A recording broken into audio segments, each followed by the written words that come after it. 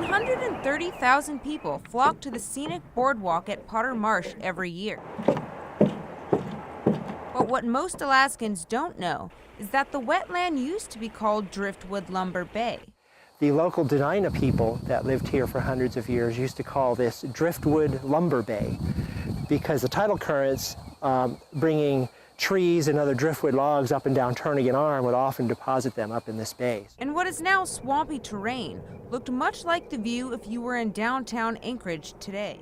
It used to be connected directly to Cook Inlet and Turnagain Arm, so when the tide came up, it would flush into this shallow cove, and we probably had sedge flats and mud flats similar to what we see on the rest of Anchorage's coast. In the years from 1916 to 1917, developers took to shovel and began to build the Alaska Railroad.